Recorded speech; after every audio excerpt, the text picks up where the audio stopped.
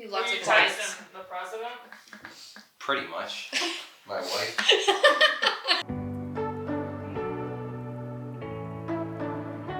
Welcome back, guys. Happy New Year. Hello. My nose itches. Nice. It's the season of runny noses. Yes. And coughs. Why does cold air make your nose run? That seems backwards. Less moisture, or is it more moisture? More. I'm having a stroke. Oh, man.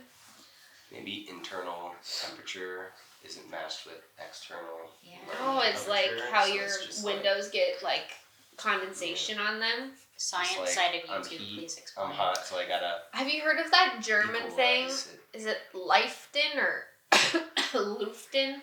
Where if you have windows that get condensation on them, you, for like 3 minutes a day, not a very long time, you open all of your windows and you air out the whole house. And if you do that consistently every single day, the pressure inside the house and the outside equalizes. And it doesn't make your house cold, but it gets rid of like all the condensation and stuff. Okay. Supposedly it's supposed to help with not getting colds too. Yeah, exactly, because you're like letting all of the Filtering air the out air. and everything. So yeah, the There you go. Germans, they had a plan for that. And a name. Well, Anywho, today we're gonna talk about multiple dogs in the same house, but from a couple different angles of like, can you have one dog that's trained, one dog that isn't, maybe different rules and expectations for one dog than the other dog, how that works, and the practical applications of it, and all that kind of stuff. yeah. You guys got anything? Yeah. So we get asked a lot, particularly by clients that do have multiple dog households. We have the discussion like when one dog is entering training because they deem one dog as the problem child. Mm-hmm. Where often it is, even if they don't think it is, it's a multi-dog issue most of the time. There could be one dog that is a little bit more severe than the others, or a dog that has a more difficult time than the other dogs in the home. They find just more annoying. Yes. So Michelle and I both have multi-dog households, and we were just discussing this the other day, but some of my dogs have some rules, and others have other rules, and some are allowed on the couch, and some are not allowed on the couch. Some sleep in their crates, and some sleep in bed with me. So it'd be interesting to discuss why and how to apply different rules when and what we kind of deem necessary with each individual dog. Yeah.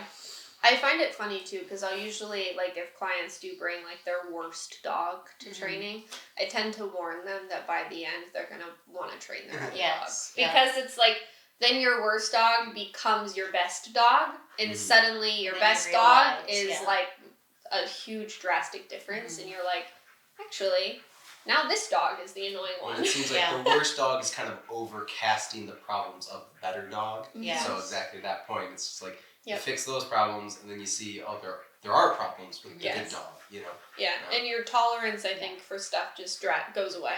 Yeah. Because you see what your dog could be capable of doing. And what you're capable of. Yeah, like once you train a dog to like the extent that our clients train their dogs, like you will likely never get another dog again without training it. Yeah. Like you just can't go back after you have Exactly. the level of control that you have with the dogs. Once I started here from like a decade of shelter experience, it was massively different. And I know in a shelter context, they don't have the luxury of really training those dogs, nor do they have the sometimes training mindset that needs to be taken to their approach. It's not a priority for them. Yes, yeah. So I remember working in the shelter, and we had these horribly reactive dogs, and the solution was just to bomb hot dogs on the floor and run by as fast as you can, like fly by the seat of your pants and just hope for the best. How chaotic. Yes. And then I started working here and really refined my training skills. And I was like, I don't know if I can necessarily go back to that life. Like, I love volunteering and I love spending my time with dogs. But in that setting, it was just so chaotic, and I was being like flown out the door by these like really rude dogs. Yeah. And you're not allowed to do anything, that you then have the skills where you're like, I could easily fix this. Yes. But they don't allow you. Yeah, and it's just like such chaos where these dogs are in such high arousal states, and it's almost sad. Yeah. But I totally get the why behind that. Mm-hmm. Yeah. I had something that I was going to say. I forget. Oh, yeah. Like, I had a client recently, so they trained their first dog, and she was, like, pretty leash reactive, and just, like, all of the, like, normal, I just adopted this dog, and it needs trained type of behaviors. And then after she's been in a really good place, she's fully off-leash trained now, they're having a great time, and then they just adopted a second dog, and literally within, like, 24 hours, they messaged me, and they were like, help! This is terrible. Like, they love the dog, but they're like, it is so drastic to go from, like, the way our first dog is to now this dog that's, like, choking itself out every walk we go on, just, like, jumping like crazy, just completely crazy. Like, play biting, jumping. Now I think she's like, I have holes in my clothes. Like, this is just absurd. Yeah, and you realize, like, I think several times with my clients, like 5 sessions in, they're already talking about getting a second dog. Yeah. And I'm like, let's wait a little bit. Let's slow down. I love that you're loving this. Yes. But their minds are already going to, like, oh, I can control this dog's behavior so long. It's such a drastic difference that we can add another dog in. Yeah. So we are always, like, saying, just wait until you fully feel like you're in a place with your dog in your house that it's, like, smooth and everything has been copacetic for the last couple months. Yes. Yeah. It's so much easier to add in dogs when the other dogs are, like, fully trained and in, like, a very consistent spot with that, and you're not having to, like, then manage 2 dogs and train them both at the same time. As well as, like, the owner's knowledge and, like, comfortability level, confidence level is also to that high degree as well. Because I think that's something, too. It's like, they're getting it and they feel comfortable and they feel awesome, but then they want to get that second dog and, they don't realize how big of a switch that is to now have to manage both dogs. That are probably completely different. Yeah, and it's something where I recently, and that's the point I wanted to bring up with, like, getting a puppy or something, or, like, a new dog into the family, and having the one trained and the other one not. Being a puppy, too, a lot of times I feel like the clients kind of focus on the one that's trained, but they don't really know how to manage the other one, because it's like you do a bed stay and then the puppy's, like, jumping all over them, or it's still, like, play biting or jumping on guests and stuff. And we just worked with a client yesterday, and they just, that same situation where the dogs are on the bed stay, they're doing great, and then the puppy's just running around and jumping and barking and doing all this stuff. And you could see, like, the stress it was creating for the dogs that were listening, you know? Like, and it was just something where it's like, they were listening fine, they were doing everything great, but the puppy just having those, like, explosions and the barking and the jumping, you could just tell it was keeping those dogs so wound up still on that bed.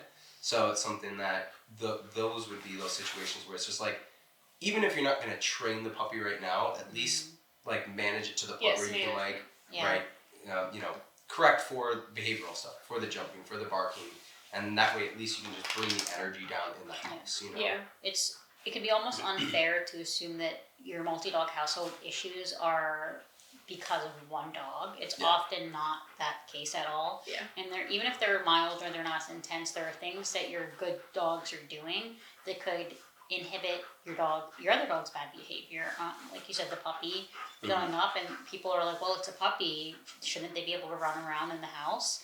And then we allow these dogs to perform, like, bad manners. And then our dog that we're trying to train kind of gets tripped up by that. And yes, we should be able to show them how to coexist, but in some context, we have to be like, what's fair in this situation? Yeah, and I find that it's less about, like, I don't know, I look at it as, like, they don't have to have the same skill set or knowledge base for it to be fair, but you can't allow 2 dogs in the same house to exist on complete different planes of their mindset. Yes, That's impossible. Like, one's, like, barking. Yeah, one's allowed to get overstimulated and over-aroused and act like a damn fool, and then one's expected to be, like, cool, calm, and collected and not acting crazy. And it's like, that, I would say, is impossible. Yeah. There's no way you can do that and it not cause an absurd amount of stress on the dog who's expected to, like, hold it together. Because you're just constantly, I mean, mindset and the energy of a dog transfers instantly. You know what I mean? I mean, you have those dogs where, like, what happens when 2 dogs start fighting? Suddenly there's 10 dogs in there, you know, if they're all around. So it's like the energy spreads so quickly in more of a negative way than a positive way. Right. And so with dogs, I think that if you have multiple dogs, sure, they don't all have to have the same training and the same, like, ability to perform certain behaviors, but you certainly should be holding them to the same standards as far as, like, their everyday mindset and behaviors that they're doing.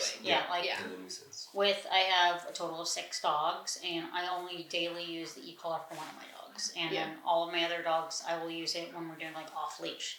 But day to day, I don't find myself utilizing e-collar because it's just not the tool that I use to manage them, because what I need from them is not beg stays or perfect down stays or jumping through hoops. It's just managing their behavior. When people come in, they bark, I tend to use pet corrector or some kind of other aversive rather than the e-collar, and that's just my personal choice. But I think a lot of people will look at, like, correcting one dog and then feeling guilty that they're applying rules to one dog. Whether that be, we get a lot of questions. Will my dog be sad that they're doing crate time and the other dogs are out of their crate? Will my dog be sad that I'm allowing one dog under the couch and not the others? And I promise you it's not that deep.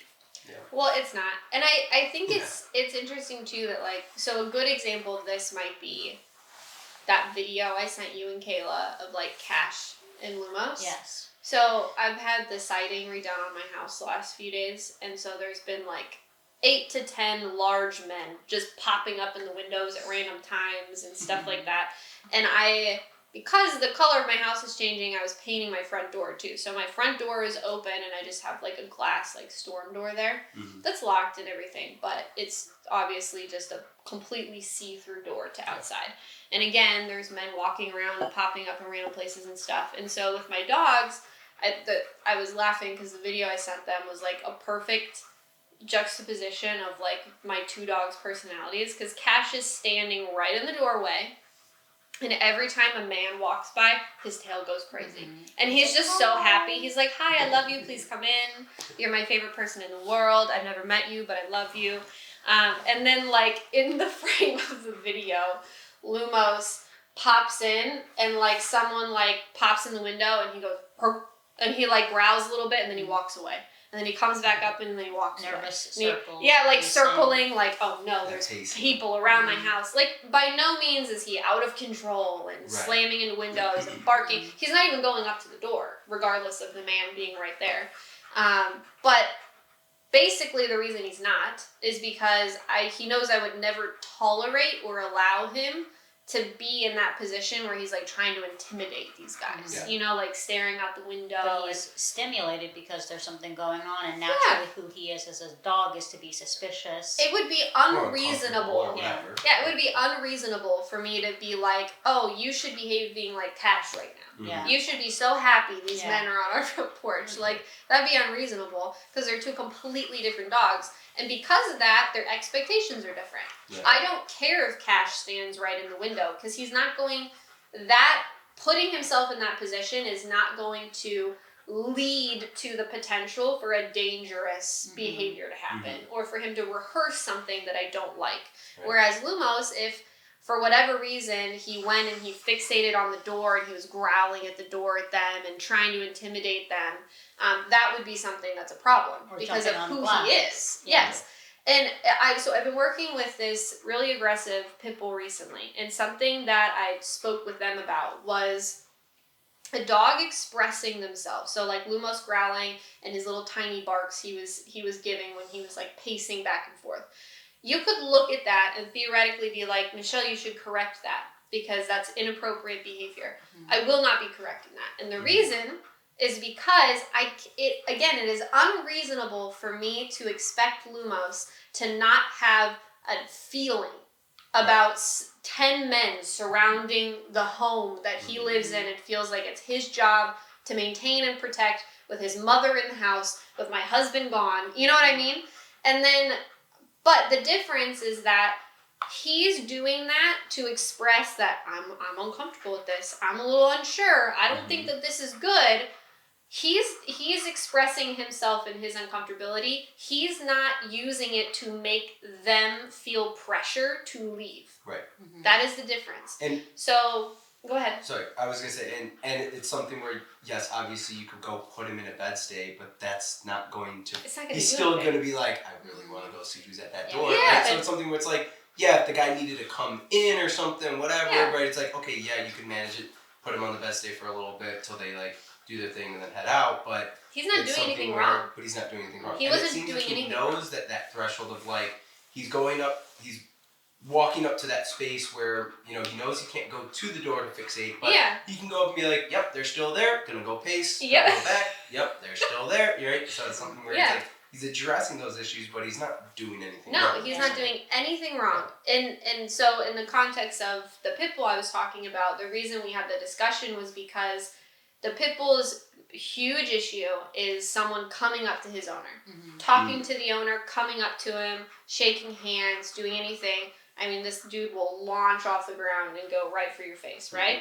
And so we were addressing this, and he was correcting, the way we were correcting the dogs with a dominant dog collar. He was starting to correct for any growling, any vocalization, or anything like that. And I advised him to be very careful of that because, again, it's unreasonable to expect this dog to not have, to go from a strong emotion to where it was trying to attack somebody in their face to feeling nothing and being okay with it. Instead, you want to look at the intention behind the vocalization. So if he is vocalizing and fixating and staring at me, that's him saying, I am telling you that I'm uncomfortable and you need to leave. You're not allowed to be here anymore. That is something we correct. Because you're not allowed to tell another human what you want them to do. Or intimidate. If he is growling and looking away from me, we are not going to touch that. That is totally acceptable. Because he's saying, I am choosing to disengage from this and not, engage with that human, but I'm still letting you know I'm very uncomfortable with that. It doesn't make me feel good. Yeah. And that's okay. Right. So in that moment when Lumos was pacing around and letting out little tiny growls like every 5 to 10 minutes, okay, I get it, dude. You don't feel good about this. Totally fine. But as long as you're not running up to the window and, getting at them and really trying to assert yourself in the situation, then I don't care. You can feel that way. There's definitely a narrative, especially in balance training, and in some balance training that your dog should be absolutely perfect and you should have complete, utter control over them, and they have to hold a bed stay if they're slightly uncomfortable, and you have to correct every growl, yip, or anything at anybody. But really, are we creating more intense feelings by forcing our dogs into a position where they feel uncomfortable rather than, one, using our management skills? Like with Lumos, you're very confident in handling him. Yeah. And like you said, you had to run him out to the bathroom. Yeah, I could literally, he had to go out to the bathroom. I put a leash on him so that they would feel comfortable, of course. And that same front door that they're walking in and out of it or around and all this kind of stuff, open the door, walk right past a man. He goes outside. He goes to the bathroom. He doesn't look at them. He doesn't intimidate them. He comes right back in. Like, I had zero concern, that I was like, oh no, we gotta go around and we gotta. Sure. No, you have an excellent level of control over him, and you know him well enough to know what to correct for and when behavior is truly inappropriate, rather than holding him to the standard where he is a dog that had. Did you do protection sports with him at some point? Not really, but just naturally he's dog. That's just naturally who he is. He's a very civil dog. I never really had to purposefully do that with him. He probably would have excelled very well at it. Yeah. But he's suspicious. Very suspicious. Very he's not a golden confident. Retriever. He's very confident. He's a very dominant dog. So he naturally has. And it's funny because most of the time I will tell people that, unless your dog is specifically trained to do personal protection work, because there's very few personality types in dogs that would be able to do that work anyways, they're not actually going to protect you or do anything. Lumos is one of those like very few personality types that and he has unfortunately proved that in certain times when it's been necessary. But he's just a very confident, dominant dog. Yeah, and I find like the same, like it's funny in the same note. I find Nelson is a very confident, dominant dog. So when people come into the door, he's yapping up a storm, and I just take my pet corrector and spray it at him. He's like, "Geez, okay." Yeah. I don't know. The difference is Chihuahua. Yes, Dutch exactly. Shepherd. Yeah, because if Nelson got out of his crate, your ankle might be nipped or gummed, I should say, because there's no tape in there. But if Lumos, if the door was magically gone from in that situation, I believe that you have enough control over Lumos's behavior. The walls of my house were not the only thing preventing him from doing something. And that's what we've talked about in our recent trainers meetings is if your wall, door, window, leash, gate, fences were not present, what would your dog be doing? If the gate opened, if the window busted through, would they actively go after whoever was making them feel threatened, whoever they were barking at? Or would they bitch out and be like, never mind, I don't want to do it? And most of the time, they're going to go. Because you allow them to build confidence and rehearse that behavior over and over again. So when we say, if you don't have control over your dog in your house, I'm sorry, but you're shit out of luck outside of your house. You cannot be able to manage a dog, go places, and give them a broad life without first addressing how that dog behaves in your home. Yeah. So. Yeah. Yeah, that was just a very funny, moment to me to it's see. A good observation. Because I was like, it's just ironic, that you have this one dog that's just completely different personalities. And in that respect, their rules are very different. Yes. The way I manage them is very different. Yeah. So I think that kind of what I mentioned earlier, I don't think that dogs have to have, is Snoop trained in the sense of commands and skills and knowing how to do a bunch of things to the same level as Lumos is? No, but they both are expected to behave and have the same mindset. Because behavior in the house is different than obedience. Yeah. And my dogs, several of them, they know their sits, they know their basics, but that's not where I spend my time because I don't find myself using that with my Chihuahuas. I don't find myself having them down or having them bed. I find myself managing their barking in the house and any inner dog household behaviors that they have with one another. So. Which it's funny because the Cash was excited to see the people, Lumos was suspicious, and then Snoop was sleeping. He was on a bed somewhere. Eating a bone, sleeping on the bed. Yeah, my brother's got it. Yeah, completely neutral. Cash is interested in people, he likes people. Lumos is stay as far away from me, don't come anywhere near me. And Snoop is just take it or leave it. Right. He doesn't care. Yeah. Got a little bit of both. Yeah. I often will pet sit or watch dogs for my coworkers or I have foster dogs a lot, and it's interesting to see how my dogs behave when they know there's a dog in the house. Because several times, if it's a foster dog, I will keep the dog away and separate for a week as I'm getting to build a relationship with the newcomer. Yeah. And Pip always knows when there's something's up. So my others are aloof. They're I don't know. I have a great nose that can smell 2 million times better than you, but I don't know there's a dog in the basement. And Pip is something's in the air, something's wrong, and she'll get really barky and just obnoxious. We say when Boots was in the basement, she was beside herself. Yeah. She was I know something's up, and you're not telling me what it is. Yeah. Keeping it from me. And then I was watching Beck the other day, and I let him run in my house, and Minnow and Nelson were who the fuck is this? And Pip was I'm gonna go hide under the couch. Yeah. I'm out of here. So it's different which dogs will actually handle a situation that they deem as scary or uncomfortable, and what your other dogs would be I'm gonna hide, I'm gonna remove myself from the situation. Yeah. So we have those dogs that we hear clients they go hide when people come over, they go into another room and people are but I want them to be a part of the action. Yeah, they don't want to be. Okay. It's fine. And that's okay. They don't have to be. I'm trying to think if there's any other experiences I've had recently. I'd say the nuisance behaviors are the biggest one. jumping, and barking out the window. Yes. Those are the most common ones I run into, where they're like, say the dog that they bring to training has like reactivity issues or aggression issues even or something. Obviously, a big behaviors we start to address is the reactivity out the windows in the house, and then like if they're jumping up on things.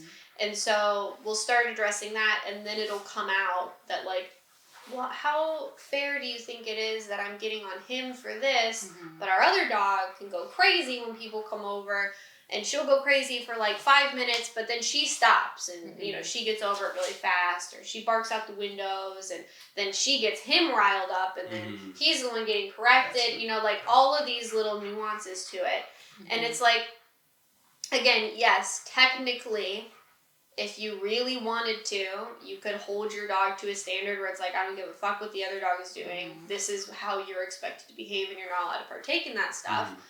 Or you could just address both of it. Yes. Because even going back to the Cash and Lumos example, so yes, the difference was Lumos wasn't going up to the door and fixating and intimidating, but also it's not like they had different rules, because you have to look at it. Yeah. Cash was not losing his mind with excitement at the doorway. Yeah. Right. You know what I mean? Where he's jumping and he's excited and he's going crazy and he's, oh my gosh, there's people here. He was literally standing. Pedro, it might even be worth me sending you the video and you can play it in the corner or something. Yeah. He's standing and watching, and someone approaches, and his tail starts to wag a little bit. And then they go away and Not it stops. inappropriate behavior, whether it's the spectrum of he's like, oh, hi, I love this, or the spectrum of Lumos, where he's like, I hate this, who is here, what's going on? Yeah. But rather, like, you can control both dogs on the spectrum. Yeah, it's not swinging one direction or the other. It's just, like, in the middle. A very normal expression of emotion, basically, in those settings. And I think, like, it almost, when we allow one dog to perform that barking behavior, that jumping up, that psycho behavior, even if the other dog were really getting on them for performing that, you could argue that just your one dog that's allowed to perform those behaviors is almost setting an unhealthy mindset, which is making your other dog more uncomfortable. Just like, 100%. Please stop, don't bark. You Yeah. don't know what's happening, don't bark. Yeah, exactly. And a lot of times too, then that you can create a weird association where if the other dog barks and then they've barked and then they've gotten corrected, you classically conditioned in the other dog barking to lead them to think a correction is coming. Yeah. Yes. Even if it's not, you know what I mean? Like there's weird patterns there. So I think the dog will catch on to that you won't even notice. Yeah. So I think that what I've told guests or clients is that you don't have to train a dog to stop barking, to stop jumping, to stop doing those things. So they'll usually just get an additional e-collar, program it to the same remote, just a different button, and then they just start correcting for the jumping and the barking, and then they have they'll come back and be like, why didn't we just do this? That's been so nice. I had a client recently that came in and brought one dog in, and the other dog, she was like, came in, we had a discussion, and she was like, well, the other dog in the household is acting like a buffoon and running and biting and stuff. And I was like, well, you can correct that. She's like, oh, I have so much work to do with him that I couldn't possibly focus my time on her yet. I have to work with her when I correct her. I'm like, you don't. Your dog for biting, barking, lunging, things like that, without having to necessarily teach them to sit or hold a bed stay. Or correct some of the barking that you're seeing. Yeah, if it's a behavior that you just want them to stop doing, you can just correct it. If it's something that you need them to be able to perform, then you have to teach it before you can start correcting it. You don't have to teach a dog not to bark. You can have a consequence when they do bark or when they jump. That's something that they deem adversive. That does not have to be an e-collar. That can be a can of pennies. That can be a pet corrector. That can be a leash and a prong collar. That can be a normal slip lead. For the time being, whatever your dog is deeming as adversive. E-collar is the most copacetic way, I feel like, to really communicate. It just is probably the most convenient. Yes. You know, and the most easily accessible in the house, because unless you want to have your dog on an e-collar the whole time, or you want to have to be right next to them with a pet corrector to correct or things like that, I feel like the e-collar just makes it more streamlined to be able to correct. So I think like in that note, when I mentioned earlier, like when we're setting, like some dogs are allowed on the couch and some dogs are not allowed on the couch, or some dogs have to be crated when guests come over and some dogs can be free. Yeah. A lot of people will worry about the emotional state of the dog that is restricted from either being out with guests or restricted from furniture. And they're like, well, won't he be sad? Won't his feelings be hurt? And they emphasize so much of how the dog feels. I'm like, well, what's the safest practice right now? Yeah, I saw people just need to stop doing that. It's getting absurdly out of hand. Like, even with everything going on in the UK with the new legislation and all of that kind of stuff, how the dogs have to be muzzled anytime they go out, they can't be off leash anymore, blah, blah, blah, blah, blah. My feelings aside on whether I think the ban is just or not, or the legislation or not, come on. Like, stop carrying this depressive baggage of like, oh, my dog is so sad, and he looks around at the other dogs and he sees them without muzzles, and it just, he thinks everyone hates him. Yeah. Like, for the love of God. It's like, a very immature state of mind. I saw a video of a man walking with a muzzle on his own face and really thought he was, like, you are mentally ill, okay? If you are doing that, you're mentally ill. Like, it's absolutely absurd behavior. I saw a video of a little tiny, like, American Bully puppy, pit bull puppy, I don't know. And it's this little tiny puppy, and the caption on it, he's like standing there whining at nothing. There's nothing there. And the caption was like, 3 girls just ran away from him because they were so scared, and now he's standing here whining because he doesn't understand why they thought he was scary. Are you fucking kidding me?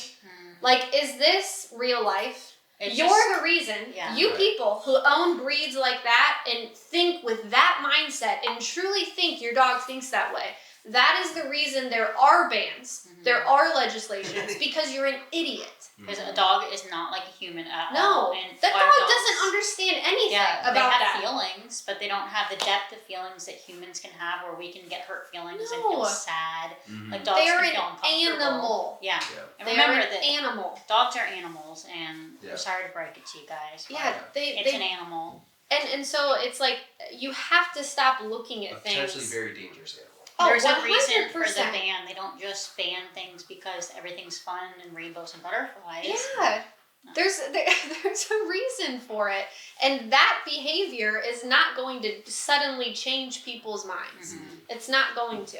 Yeah. I like get so frustrated. And I sent you that one video that somebody made that was like this very happy American Bully strutting down the street with his muzzle on that was fitted properly, very good quality, happy as can be, and the caption was like, just here to let everybody know that if you condition your dog to the muzzle, they won't hate it, and you won't feel sad. Like, they'll be just fine. Like, it's not that hard or inconvenient. It's just, you have to stop adding emotions into things that are not emotional, because when you have a group of dogs, if you're going to own multiple dogs, you have to go into that with the mindset of, like, they can't all have the same things and the same freedoms, because they're completely different animals. Exactly. Yeah, like my beagle, absolutely no furniture access. She's not allowed. She has to be crated every time we leave, and these are all things that we do for a reason. And I don't look at my chihuahuas that are snuggling on the couch with me and think, oh, Sunday's so hurt and feels so slighted by my choice to kick her off of the couch. Yeah. She's like, whatever. Yeah. Right. I don't know what it's like to be up there. I'm not missing anything. Yeah. And even if she did know what it was like to be up here, she's not like Sarah McLachlan playing in the background. Right. Like, yes. Dogs don't think like that. And like having a really emotionally unhealthy relationship with your dog is something that we need to question in the new year, in 2024. Like, do you depend on your dog emotionally too much? Do you expect too much out of your dog? How many like videos do you see of people being like, I got my dog because I have anxiety, and now my dog has anxiety. Well, You're like, obviously. Like, that's so funny. So funny. Wow. Wow. My dog gave who me would have thought? anxiety. Who would I have have thought? to walk at 3 a.m. We can't make eye contact with each other. Right. I Past haven't had 7 people p.m. over since Right. we had it. Yep. But I love him, Mhm. and I would never do anything to hurt our relationship. You can't let emotions dictate how you interact with your dogs. Yes. Another thing with multiple dogs that I want to more just hear you guys' opinion on is feeding. We have one dog that maybe resource guards or just like tries to just eat the other dog. One dog eats slower, the other dog eats faster, and that dog just wants to go over and eat that other dog's food. Maybe not even necessarily a problem. With the one dog that's trained, the other dog that isn't, what's your guys' like stance or I guess opinion on that? Yeah. Feeding routine for every dog in the house. I don't care how non-resource guarded you are. I don't care how confident you are with your dog's ability not to do that. Just because one dog is the aggressor in the resource guarding doesn't mean that you're both eating, your friendly dog eats their food and then goes over to the other dog's food. We have to be able to stop that. We have to be able to set a feeding routine that all the dogs know, and they can all wait for their food, and they can all be led to not go to each other's bowls or have a madhouse or things like that. And if you don't want to train that, then the dog who's going to wander over and try to take the other dog's food, you just need to put it on a leash and feed it. And don't let it do that. Yeah. Or put it somewhere in a crate or a different room or something while they eat. Yeah. Yeah, I mean... You have to manage the situation if you're not going to train the situation. Yeah, exactly. So in my family, we have a resource guarding dog, and around the holidays, we went home, and I was very cognizant of this dog's behavior.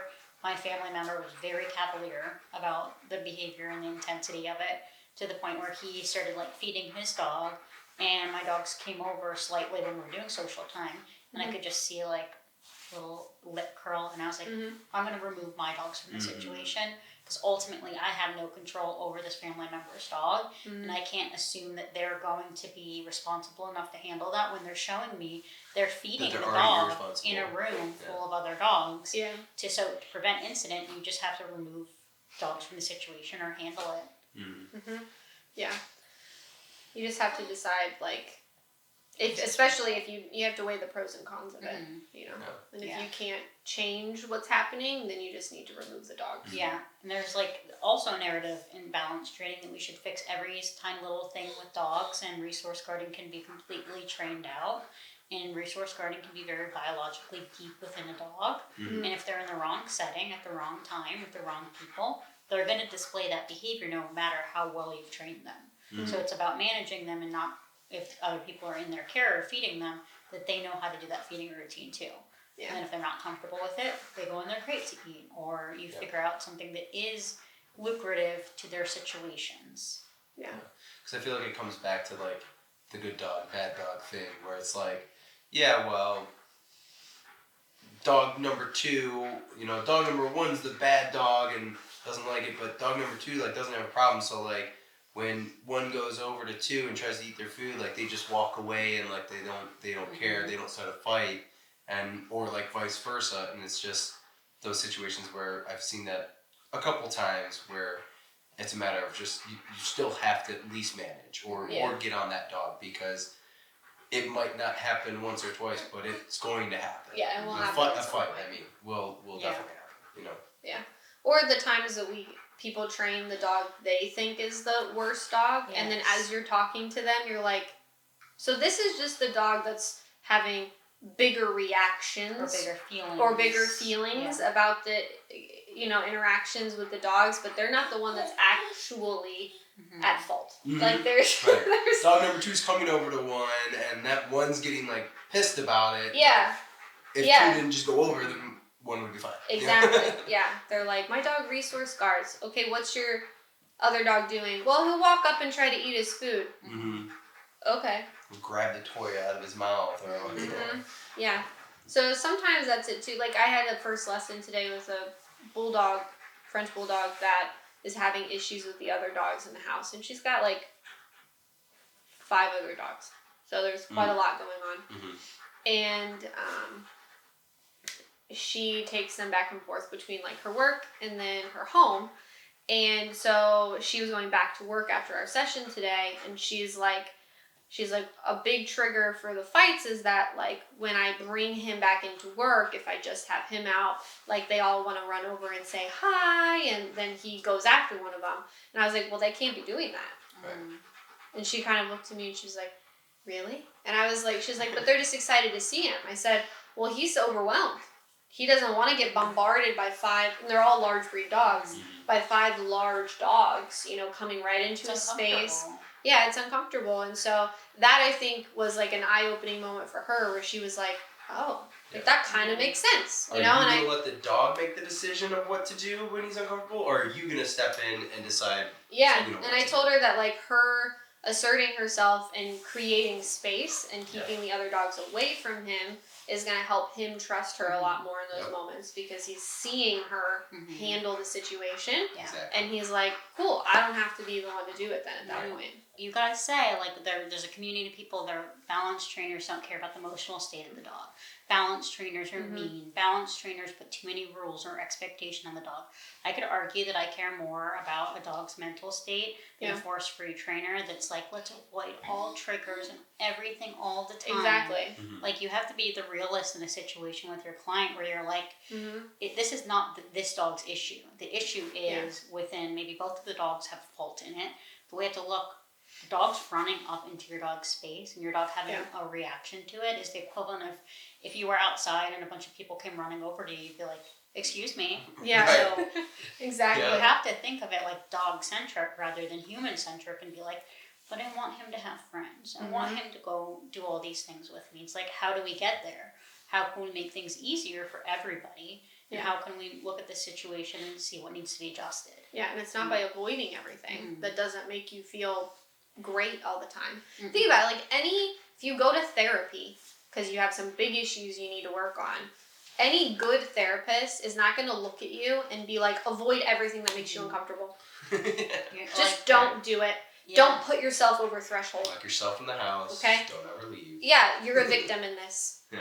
Don't, you know, no, their job, if they do their job well and they're worth their money, is to give you the skills to overcome the stress. Yeah. And to figure out how to navigate it and cope with it better and work through the hard things and not just avoid them forever. Yes. And like, if you victimize your dog, and I think that's why I get so mean about people adding emotions in and call them mentally ill, is because I just get so frustrated that people constantly victimize their dogs.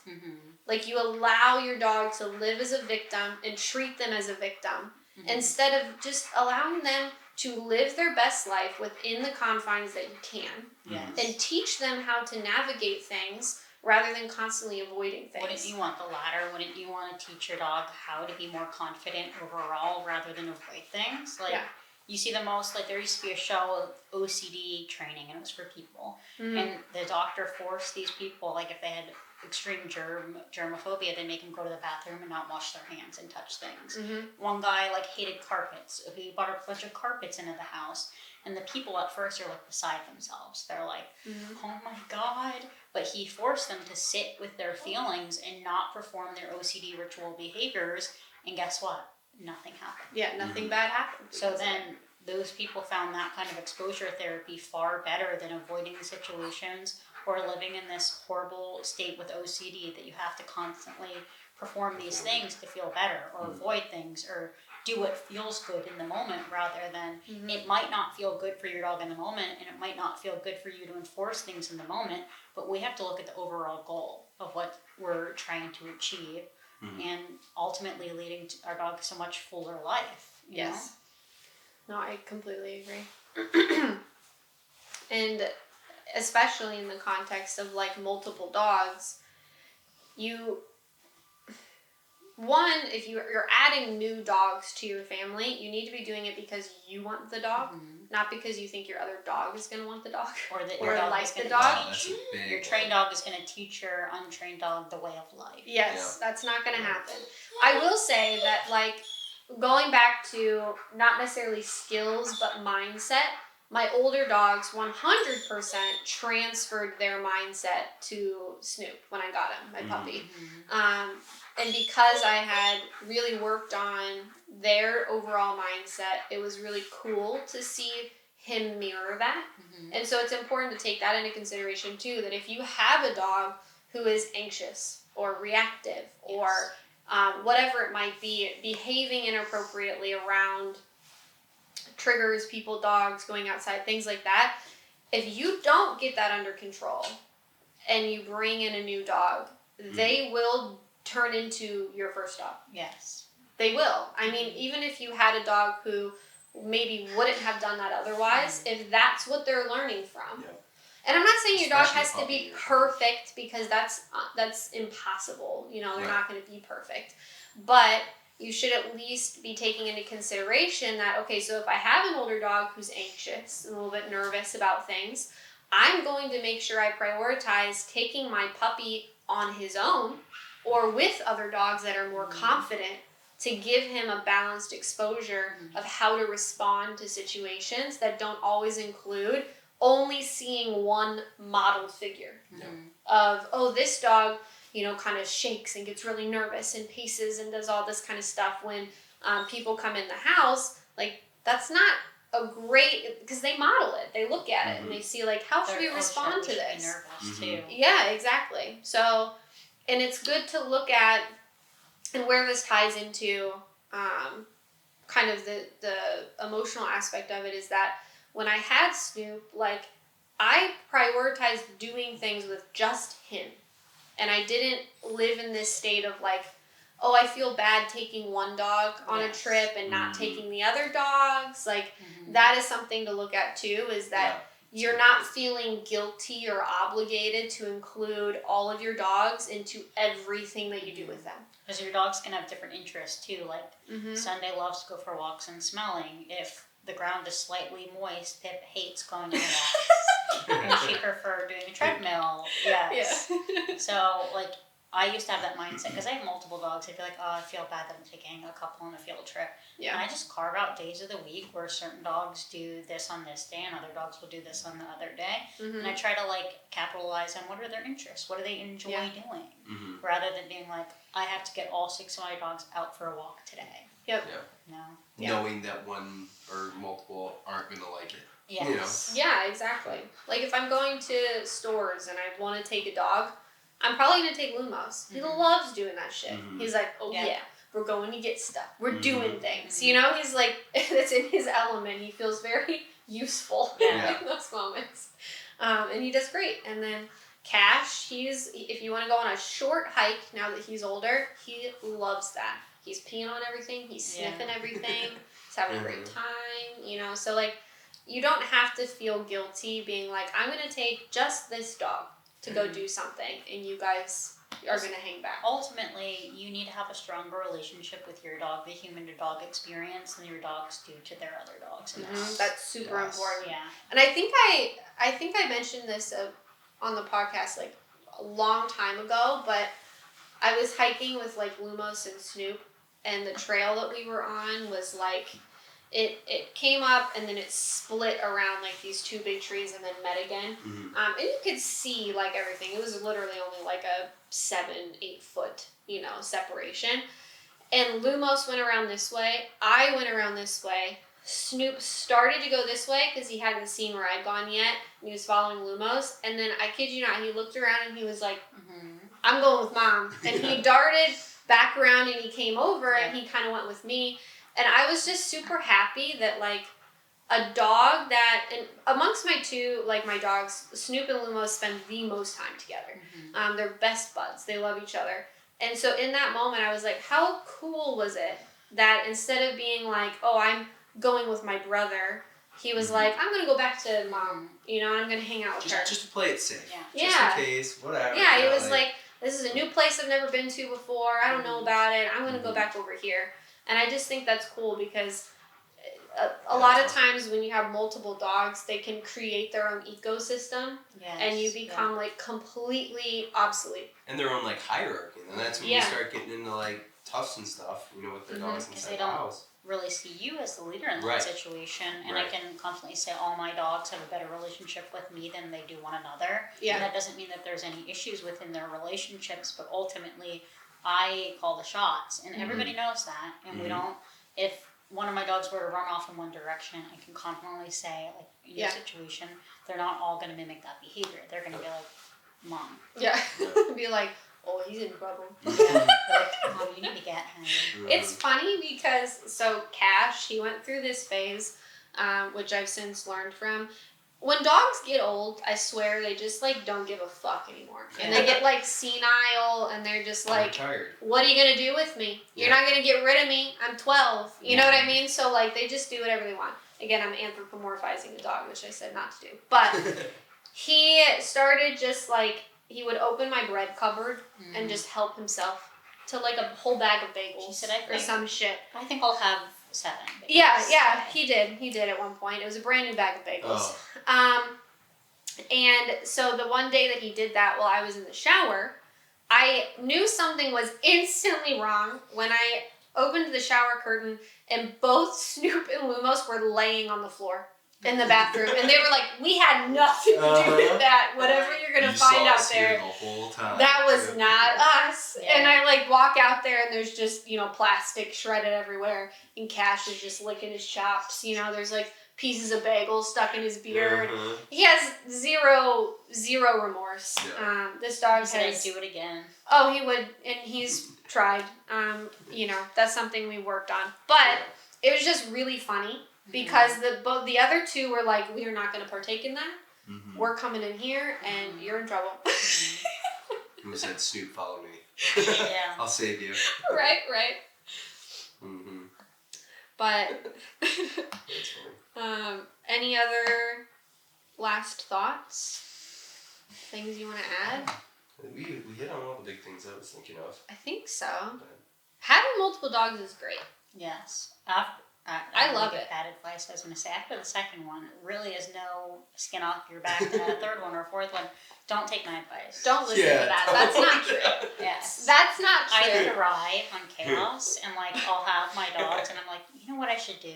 Get I another should one. foster a dog. Get another one. But I love that, and I love. Because it works for you. Yes. Yes. Seamus has one dog. I have one and dog. that works for him. Yep. Yeah. You have tons of clients though with multiple dogs. Right. But And I'm sure my wife would want Yes. 5 or 6 dogs. But it is But almost my lifestyle, Yeah. I can't do it. It's a lot to manage, and it's a lot of work, and some people, you know, just aren't down for that. Some people are mentally ill, like me, and just love the chaos. we're all a little mentally ill. Yes. Okay. We're all a little mentally ill, And just I in have a different ways. husky. Yeah. Yeah. Yep. That's you the got most multiple mentally dogs ill of too, them all. right? I'm just Yeah. kidding. Don't worry about it. We'll get another dog. It's not the... Eventually, yes. Eventually. Yeah. When they're smaller, it's easy. Like, I feel like Snoop doesn't even count. I know. Yeah. Snoop doesn't even All count. of my dogs combined probably equal, like, equivalent of one Lumos. Yeah. Or, Yeah. Yeah. All right, cool. Perfect. Well, hope this was interesting. Happy New Year. Happy New Happy Year. training this year, brothers. You know. Yeah. Mics. New mics. Oh, yeah. New I got mics that coming mic. New next podcast. Yay! Check it out. The sound quality is going to be better. You're going to hear all my heavy breathing. Oh, All of my sniffing Yep. from my Yeah. runny nose in the winter. So just like David, you know. Uh-huh. Yep. We'll see you guys next time. We'll see you later. Bye. Bye.